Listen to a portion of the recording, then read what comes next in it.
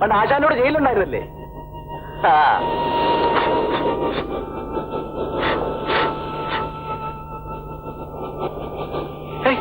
ബാബു.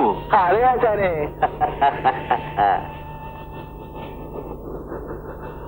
ഇതാ. താങ്ക്സ്. ഇതാ. എന്തിനാ ഇത്? എന്തൊരു സമ്മാനം. നഷ്ടപ്പെട്ട മാല തിരിച്ചു കിട്ടിയതുകൊണ്ട് നിങ്ങൾക്ക് സന്തോഷമായില്ലേ? അത് തന്നെയാ എനിക്കുള്ള സമ്മാനം. ചെയ്ത ഉപകാരത്തിന് ഒരു നന്ദിയായിട്ടെങ്കിലും. കൂലിക്ക് വേണ്ടിയല്ല ഞാനിത് ചെയ്തത്. എന്റെ ആശാന അങ്ങനെയൊന്നും വിലക്ക് മേടിക്കാൻ പറ്റില്ല പെങ്ങളെ. പെങ്ങള് വേഗം വീട് പറ്റാൻ നോക്കും. ഈ ഉപകാരം ഞാൻ ഒരിക്കലും മറക്കില്ല. വരട്ടെ.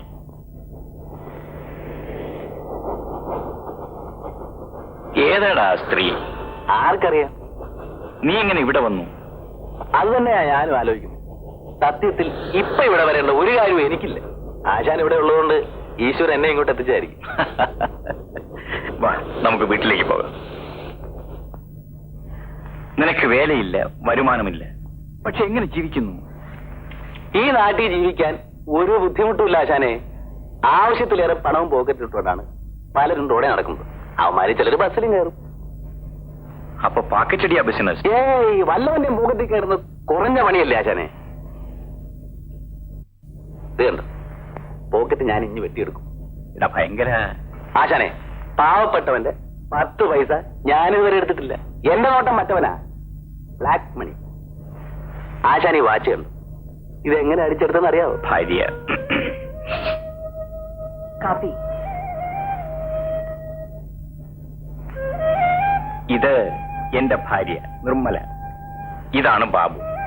ഞാൻ പറഞ്ഞിട്ടില്ലേ ജയിൽ എന്നോടൊപ്പം ഉണ്ടായിരുന്നുവെന്ന്? ഓ,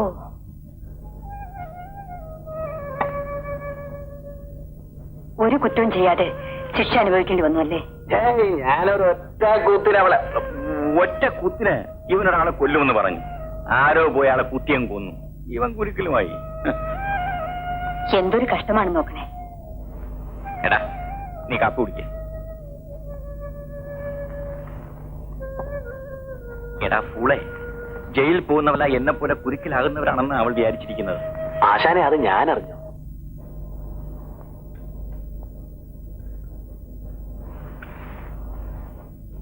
ഹലോ, എങ്ങോട്ടാണ്? നിങ്ങൾ എന്നെ ഓർക്കുന്നില്ലേ? ഓ, അന്നത്തെ മാല. ആ, അത് തന്നെ. എന്താ ഇവിടെ നിൽക്കുന്നത്? എന്റെ വണ്ടിയുടെ ടയർ പഞ്ചറായി, ഒന്ന് മാറ്റിയിടുകയാണ്. എവിടെ പോയിട്ട് വരുന്നു? ഞാൻ ഒരു ജോലി തേടി നടക്കുകയാണ്. അതിനുവേണ്ടി ഒരാളെ കാണാൻ പോയിരുന്നു. ഞാനൊരു ജോലി തന്നാൽ സ്വീകരിക്കാവോ? മനസ്സിലായില്ല. ഒരു പിടിച്ചുപറിക്കാരിൽ നിന്ന് നിങ്ങൾ എന്നെ രക്ഷിച്ചു.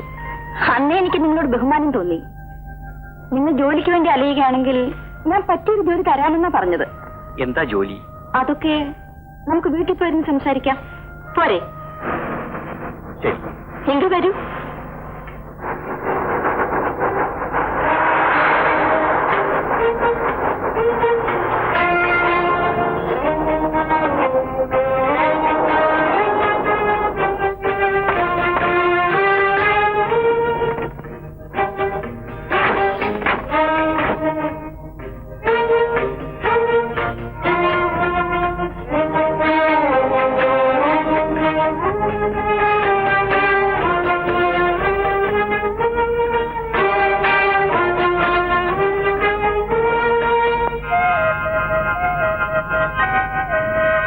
രാജേന്ദ്രൻ, എന്റെ പേരെങ്ങനെ മനസ്സിലായി? എനിക്ക് നേരത്തെ അറിയാം. ബുദ്ധിയും തന്റേടവുമുള്ള നിങ്ങളെ എനിക്ക് ആവശ്യമാണ്. നിങ്ങളെ മാത്രമല്ല, നിങ്ങളുടെ കൂട്ടുകാരൻ ബാബുവിനെ. അവനങ്ങനെ സ്ഥിരമായ ഒരു താവളമില്ല, കണ്ടുപിടിക്കാൻ ബുദ്ധിമുട്ടാണ്. ബാബു ഇവിടെ ഉണ്ട്. മിസ്റ്റർ ബാബു, നീ എങ്ങനെ ഇവിടെ എത്തി? ആശാൻ ഇവിടെ വരുമെന്ന് പറഞ്ഞുകൊണ്ട് വന്നു. ആര് പറഞ്ഞു? ഞാനാണ് പറഞ്ഞത്. ഇനി കാര്യം പറയാം. നിങ്ങൾ പണത്തിന് ബുദ്ധിമുട്ടുന്നതുകൊണ്ടാണല്ലോ ഞാൻ വിളിച്ചപ്പോൾ നിങ്ങൾ എന്റെ കൂടെ വന്നത്. അത് പിന്നെ സാരമില്ല. ഞാൻ നിങ്ങളെ ഒരു ജോലി ഏൽപ്പിക്കാൻ പോവുകയാണ്. അത് ചെയ്താൽ ഞാൻ നിങ്ങൾക്ക് 5 ലക്ഷം രൂപ തരും. 5 ലക്ഷം രൂപയോ? എന്താ പോരെ? അല്ല, ജോലി എന്താണെന്ന് അറിയാതെ. ഒരു ബുദ്ധിമുട്ടുമില്ലാത്ത ജോലിയാണ്. നിങ്ങളൊന്ന് ഫോണിൽ സംസാരിക്കണം. അതിന് 5 ലക്ഷം രൂപയോ? എക്സ്ക്യൂസ് മീ, എനിക്കൊരു പിടിയും കിട്ടുന്നില്ല. ഒരു പിടിയും കിട്ടണ്ട ആശാനെ. ഞങ്ങൾ ആരോടും എപ്പോ വേണമെങ്കിലും ഫോണിൽ സംസാരിക്കാം. വേണമെങ്കിൽ നല്ല കല്ല് വെച്ച തെറിയും പറയാം. ഉണ്ടായിരിക്കട. എന്റെ ഭർത്താവ് ഈ നാട്ടിലൊരു കോടീശ്വരനാണ്, കേട്ടിരിക്കും. മിസ്റ്റർ ഗിരിജ വല്ലഭ മേനോൻ. അയ്യോ, അദ്ദേഹം ഇന്റർനാഷണൽ എക്സ്പോർട്ടർ അല്ലേ? ഞാൻ അദ്ദേഹത്തിന്റെ രണ്ടാമത്തെ ഭാര്യയാണ്. പേര് രജനി. നിറത്തിനൊത്ത പേര്. അദ്ദേഹത്തിന്റെ ആദ്യത്തെ ഭാര്യയിൽ ഒരു മകളുണ്ട്, ദീന. അവളെ നിങ്ങൾ കടത്തിക്കൊണ്ടു പോകണം. 10 ലക്ഷം രൂപ തന്നാൽ മകളെ വിട്ടുതരാമെന്ന് മേനോന് നിങ്ങൾ ഫോൺ ചെയ്യണം. സന്തോഷം. പോകാം. ആശാനെ തിരുപിടി നമുക്ക് പോകാതെ. രൂപ 5 ലക്ഷം. നിങ്ങളുടെ ഭർത്താവിനെ തപ്പിക്കൊണ്ട് പോയാൽ മതിയോ? അതുകൊണ്ട് പ്രയോജനമില്ല. പരമലുബ്ധനാണ് അദ്ദേഹം. പക്ഷേ മകളെന്ന് വെച്ചാൽ ജീവനാണ്. അവളെ കുരുക്കിലാക്കിയാലേ കാര്യം നടക്കും. മിസ്സിസ് മേനോൻ ക്ഷമിക്കണം, ഇത് വകുപ്പ് കിഡ്നാപ്പിംഗ് ആണ്. വീണ്ടും ജയിലിൽ പോയി മൂട്ടകടി കൊള്ളാൻ ഞാനില്ല. കടി ഞാൻ കൊണ്ടുപോകണം ആശാനെ. നീ നിന്റെ കൈ. മിസ്റ്റർ രാജേന്ദ്രൻ, പണം ഉണ്ടാക്കാൻ വേണ്ടി വീണയും ഞാനും കൂടിയിട്ടൊരു പരിപാടിയാണിത്. അവളവളുടെ കൂട്ടുകാരുടെ വീട്ടിൽ രഹസ്യമായി താമസിക്കും. അവൾ നിങ്ങളുടെ കസ്റ്റഡിയിലാണെന്നും 10 ലക്ഷം രൂപ തന്നാൽ അവളെ വിട്ടയക്കാമെന്നും നിങ്ങൾ മേനോന് ഫോൺ ചെയ്യണം. അദ്ദേഹം പണവുമായി വരും. നമ്മൾ പണം വാങ്ങുന്നു, പെണ്ണിന്റെ സ്ഥലത്തുണ്ടെന്ന് പറയുന്നു, 5 മണിയുമായി നമ്മൾ പോകുന്നു. That's all. 50-50. ഞാൻ വിചാരിച്ചു ആ കുട്ടിയെ ഞങ്ങൾ തന്നെ കടത്തിക്കൊണ്ടുപോകേണ്ടി വരുമെന്ന്. ഹേയ്, അത് വേണ്ട. പക്ഷെ പല പ്രശ്നങ്ങളും ഇതിലുണ്ട്. ആദ്യമായി നിങ്ങളുടെ മകളുടെ അഭിപ്രായം ഞങ്ങൾക്കൊന്ന് അറിയണം. എന്റെ അഭിപ്രായമാണ് അവളുടെ അഭിപ്രായം എന്ന് നിങ്ങൾ പറയുന്നു. ഞങ്ങൾക്ക് നേരിട്ട് ആ കുട്ടിയോടൊന്ന് സംസാരിക്കണം. അതിന്റെ ആവശ്യമില്ല. ഉണ്ട്. Madam, excuse me.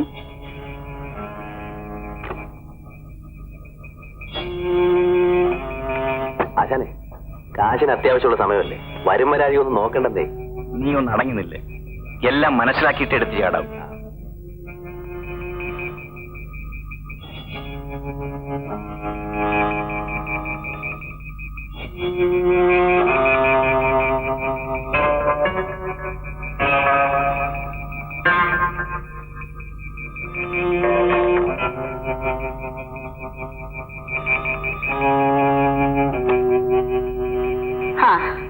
എന്റെ ഒരു സ്നേഹിതൻ വന്നിരുന്നു.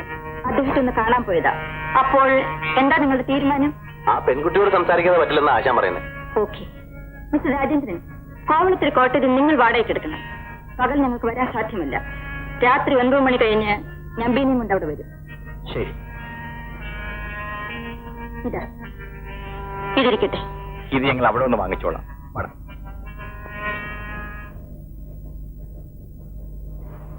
പണിക്കരിയേട്ടൻ ഇവിടെ വന്നിരിക്കുകയാണോ? ഇരിക്കാതെ പറ്റുമോ? വീട് ഞാൻ വാടകയ്ക്കൊന്നും. ഓ, ചേട്ടന്റെ വീടാണോ? അതെ. ഓ, എനിക്ക് വാടക കുടിച്ച് ഇന്ന് കിട്ടണം. ഒരാഴ്ച കൂടി ക്ഷമിക്കണം. 6 മാസമായി ക്ഷമിക്കുന്നു. ഇനി നിവർത്തിയില്ല. അല്പം ബുദ്ധിമുട്ടായതുകൊണ്ടാ. സുന്ദരിയായ ഒരു ഭാര്യ ഉണ്ടല്ലോ, അവരെ മനസ്സ് വെച്ചാൽ ബുദ്ധിമുട്ട് മാറുമല്ലോ. പണിക്കരിയേട്ടൻ അനാവശ്യം പറഞ്ഞാലുണ്ടല്ലോ. പണിക്കരി ചേട്ടോ, ചേട്ടന്റെ ഭാര്യ എങ്ങനെയാ? അല്ല, കാണാൻ എങ്ങനെയാന്നാ ചോദിച്ചത്. കാണാൻ വലിയ തെറ്റൊന്നുമില്ല. അപ്പൊ ചുമ്മാതല്ല ഇത്രയും വലിയ വീടൊക്കെ ഉണ്ടാക്കിയത്. അനാവശ്യം പറയും.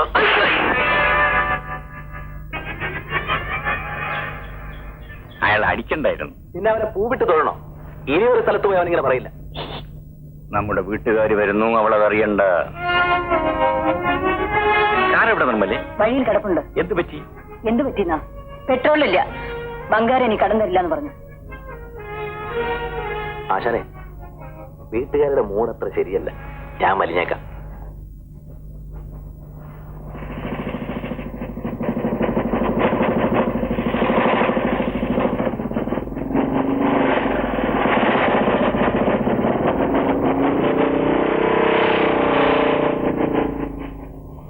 കാറിൽ പെട്രോൾ തീർന്നാൽ വണ്ടി നിൽക്കും. അതിന് നീ പിണങ്ങിയാൽ പറ്റുമോ? അതൊന്നും ശ്രദ്ധിക്കാൻ പോലും നമുക്ക് സമയമില്ലെന്നാണ് ഞാൻ പറഞ്ഞത്. എന്താ രണ്ടുപേരും കൂടി വഴക്കിടുന്നത്? ഒന്നുമില്ല. ഇരിക്കൂ ചന്ദ്ര. ഞാൻ ഇരിക്കുന്നില്ല. സ്റ്റേഷനിലേക്ക് പോകുന്ന വഴി ഒന്ന് കയറിയതാ. ആ, രാജേട്ടന് പറ്റിയ ഒരു ജോലി ശരിയായിട്ടുണ്ട്. വല്ല പീറ മുതലാളിമാരുടെ ഓഫീസിലിരിക്കുന്ന ജോലിയാണെങ്കിൽ എനിക്ക് വേണ്ട. ഏയ്, അതൊന്നുമല്ല. പോലീസ് ഡിപ്പാർട്ട്മെന്റിൽ ഒരു റിപ്പോർട്ടറുടെ ജോലിയാ. നല്ല കാര്യം. ഡിപ്പാർട്ട്മെന്റ് ജോലിയായാൽ ആരുടെയും മുഖം നോക്കാതെ സ്വതന്ത്രമായിട്ട് പണിയെടുക്കാമല്ലോ. നമുക്കും അതല്ലേ താല്പര്യം. ജോലി ഇഷ്ടമായില്ലേ? ഇഷ്ടമാകാഞ്ഞിട്ടല്ല, പക്ഷേ പോലീസ് ഡിപ്പാർട്ട്മെന്റിലെ ജോലി അത് മോശമാണെന്നാണ് പറയുന്നത്. എന്ന് ഞാൻ പറഞ്ഞില്ല. ആട്ടെ, എന്ത് ശമ്പളം കിട്ടും? അതെല്ലാം വിശദമായി അന്വേഷിച്ചിട്ട് പറയാം. ആദ്യം ജോലി സ്വീകരിക്കാൻ ഇഷ്ടമാണെന്ന് പറയും. എനിക്ക് ഒന്ന് ആലോചിക്കണം. ഇതിലെന്താ എത്ര ആലോചിക്കാനുള്ളത്? പിന്നെ ചുമ്മാ കയറി ഏറ്റാ മതിയോ? നിങ്ങൾ വഴക്കണ്ട, ആലോചിച്ച് മറുപടി പറഞ്ഞാൽ മതി. ഞാൻ നാളെ വരാം. വരട്ടെ? ശരി.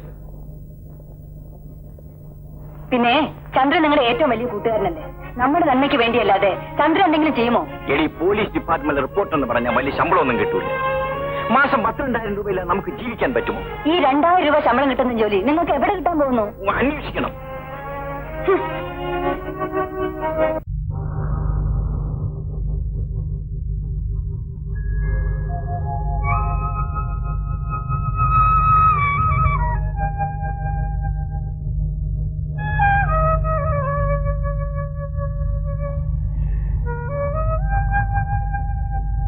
ഇതാണ് സാറേ മുറി.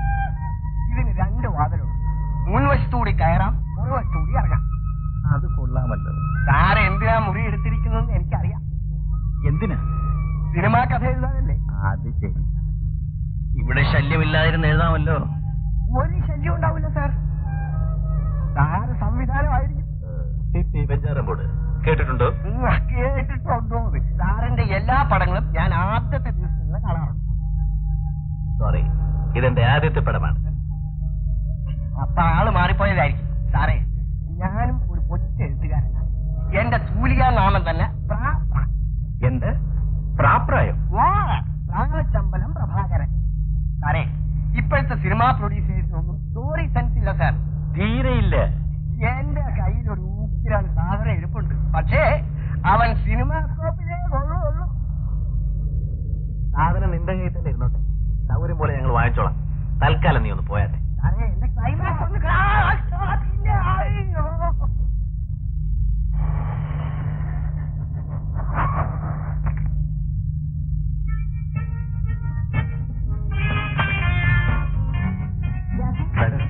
ഇവിടെ തന്നെ നിൽക്കണം. Yes madam. വരൂ ബിനു.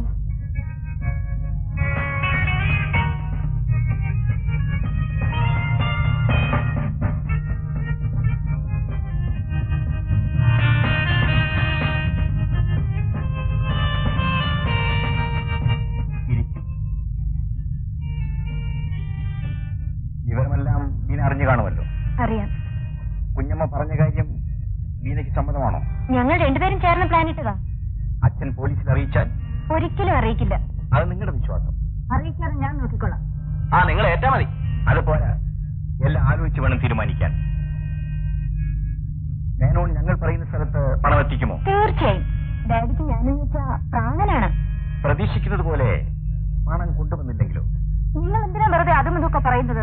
ഇത് വെറും ഒരു നാടകമാണ്. 10 ലക്ഷം കിട്ടിയാൽ 5 ലക്ഷം രൂപ എടുത്തോണ്ട് ബാക്കി തന്നാ മതി. പാതി എടുത്തിട്ടേ തരൂ. എനിക്ക് അല്പം കൂടി ആലോചിക്കാനുണ്ട്. ഇനി എന്ത് ആലോചിക്കാനാണ് ആശാനെ? എടാ, ഇത് നിസ്സാര കാര്യമല്ല. അതുകൊണ്ട് 5 ലക്ഷം രൂപ പോരെന്നായിരിക്കും. അല്ല, വിശദമായി ഞാൻ പറയാം. നാളെ ഈ സമയത്തൂടെ വരണം. ഇത് നടക്കുന്ന ലക്ഷണമില്ല. ഇല്ലെന്തോന്നെങ്കിൽ വിട്ടേക്കണം. നമുക്ക് സന്തോഷമായിട്ട് പിരിയാം. നമുക്ക് നാളെ വരാം കുഞ്ഞമ്മേ. നാളെ വരുമ്പോഴും ഇയാളിങ്ങനെ മുട്ടുന്യായങ്ങൾ പറഞ്ഞാലോ? ഏയ്, നാളെ നമുക്ക് അവസാന തീരുമാനമെടുക്കാം. പക്ഷെ നിങ്ങൾ മാത്രം വന്നാൽ മതി. നാളെ ഞാൻ വരണ്ടേ? വരണ്ട. ശരി, എങ്കിൽ നാളെ കാണാം. ശരി, നാളെ കാണാം. Good night. Good night. Good night. ആശാൻ എന്തൊരാളാ. 5 ലക്ഷം രൂപ നാളെ കയ്യിലിരുന്നേനെ. നീ കിടന്ന് പിടയ്ക്കാതടാ.